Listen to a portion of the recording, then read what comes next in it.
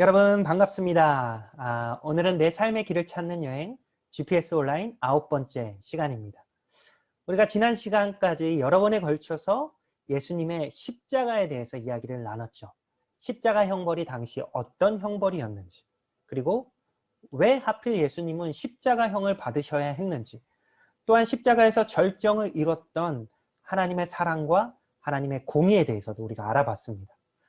사실 오늘 썸네일에도 십자가라는 단어가 들어가 있어서 뭐야, 아직 십자가 얘기 안 끝난 거야? 라고 순간 생각했을지도 모르겠어요. 그런데 오늘부터는 다른 이야기를 하려고 합니다. 이제 그 얘기 하려고 하는구나 라고 감을 잡은 분들도 있을 거예요.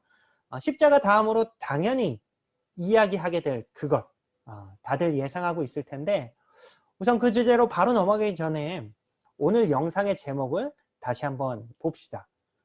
십자가로 충분하지 않다고? 이 문장이 여러분에게 어떻게 다가오나요? 고개를 끄덕이면서 그렇지, 십자가로는 당연히 충분하지 않지 라고 생각하고 계신가요? 아니면 뭐지? 십자가면 충분한 거 아닌가? 뭘 더 이야기하려고 하지? 예수님께서도 십자가 위에서 다 이루었다고 말씀하셨는데 뭔가 이상한데? 라고 생각이 드나요? 사실 교회를 오래 다니고 있는 분들일수록 어쩌면 이 문장이 좀 더 어색할 수도 있겠어요. 십자가로 충분하지 않고 뭔가 더 이야기하려는 것이 살짝 의심스럽기도 하고 마음에 좀 불편한 것이죠. 그러나 이미 다 예상했겠지만 사실 오늘부터는 부활에 대해서 이야기하려고 합니다. 십자가 사건 이후에 일어났던 예수 그리스도의 부활 사건을 좀 더 집중적으로 다뤄보게 될 텐데, 사실 이 십자가와 부활이라는 것은 우리가 장착하고자 하는 이 GPS에 있어서 가장 중요한 두 중심축이라고 할 수 있습니다. 복음의 두 기둥이라고 한다면 예수님의 십자가와 부활이라고 할 수 있는 것이죠. 그런데 왜 우리는 십자가로 충분하지 않다고? 라는 이 문장에 살짝 의심이 되기도 하고 아니면 마음에 좀 불편하기도 한 걸까요? 어쩌면요, 부활이라고 하는 기둥이 좀 부실하게 세워져 있기 때문인지도 모르겠어요. 십자가 기둥은 아주 탄탄하게 세워져 있지만 반면에 부활 기둥은 그에 비해 뭔가 좀 어설퍼요. 누군가의 이야기처럼 부활에 대한 많은 신자들의 느낌은 이미 그림이 다 완성되었는데도 덩그러니 남아있는 퍼즐 조각 하나를 볼 때와 비슷하다라는 것이죠. 여러분, 이 퍼즐 조각도 분명히 복음의 일부여야 함에도 불구하고 실제로 우리가 믿는 복음 속에 딱히 들어갈 자리가 없어 보인다라는 것이죠. 굉장히 당황스러운 일이죠. 이런 부활의 애매한 자리는 교회에서 부르는 찬송 가운데서도 드러나요. 십자가에 관한 찬송은 언제 불러도 은혜가 되고 가슴을 뜨겁게 하지만 부활에 관한 찬송은 부활절 때가 아니면 철 지난 노래처럼 어색하게만 느껴져요. 마치 한여름에 성탄 노래를 부르는 것 같은 느낌이 드는 거죠. 마치 부활은 딱히 설 자리를 찾지 못하고 서성이는 어색한 손님 같다라는 것입니다. 그러나 여러분, 성경을 보게 되면요, 교회가 처음 세워지고 선포되었던 최초의 복음 속에서 부활은 십자가만큼이나, 아니 어떤 면에서는 십자가보다 더 중요한 복음의 핵심 주제였어요. 사실 초대교인들이 외쳤던 복음은 어떤 신학적인 교리나 영적인 어떤 심오한 가르침이 아니었죠. 그들이 외친 복음은 아주 심플했어요. 예수가 십자가에서 죽었다. 그 예수가 다시 살아나셨다.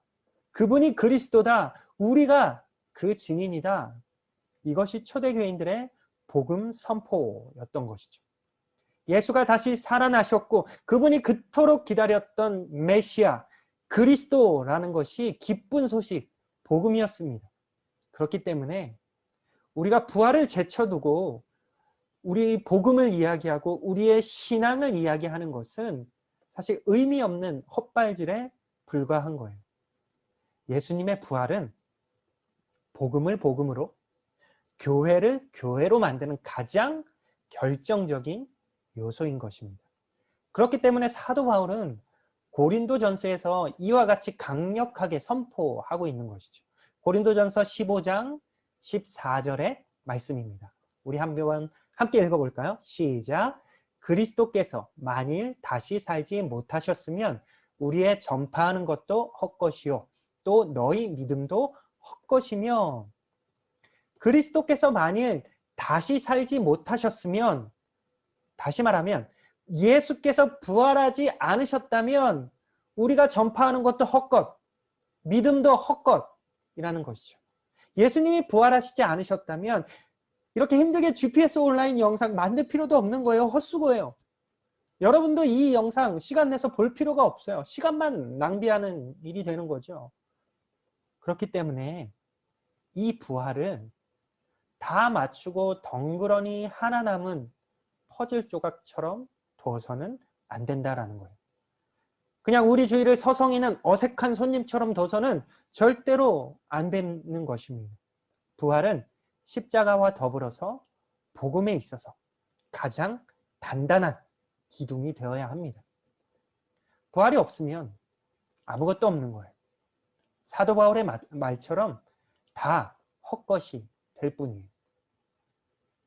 우리 다시 오늘 영상의 제목을 한번 봅시다. 십자가로 충분하지 않다고? 어떻습니까? 십자가로는 충분하지 않다라는 이 말이 이제 어떤 의미인지 어느 정도 이해가 되었습니까? 십자가로 충분하지 않다라고 말하는 이유는 복음은 예수님의 죽음으로 끝나지 않기 때문이에요. 복음은 예수님이 십자가에서 죽으시고 부활하셔서 우리의 주인 되신 것이 복음이에요. 때문에 십자가와 부활은 복음의 가장 단단한 두 기둥이 되어야 하는 것입니다. 그 어느 것 하나에 치우쳐져 있는 복음이야말로 사실 부실공사 복음인 것이죠. 그런데 사실 오늘날 전해지고 있는 많은 복음 메시지가 십자가에 많이 치우쳐져 있는 것을 보게 됩니다. 부활을 믿지 않는 것은 아니지만 어딘지 모르게 어색하고 부실해요. 이 부활이 어색하고 부실해요. 부활 기둥을 점검하고 손볼 필요가 있는 것이죠. 우리가 앞으로 이어지는 영상들을 통해서 이 작업을 함께 해 나가기를 원합니다. 누군가에게는 부실하게 세워져 있는 이 부활 기둥이 다시 한번 리모델링 되어서 튼튼하게 세워지고, 누군가에게는 아예 세워져 있지 않던 이 부활 기둥이 새롭게 건축되어지는, 세워지는 그러한 시간이 되기를 바랍니다. 자, 튼튼하게 세워질 이 부활 기둥을 기대하면서 오늘 영상을 여기서 마치도록 하겠습니다. 여러분에게 GPS가 확실하게 장착되는 그날까지 GPS 온라인은 계속됩니다. 여러분, 다음 편에 또 만나요.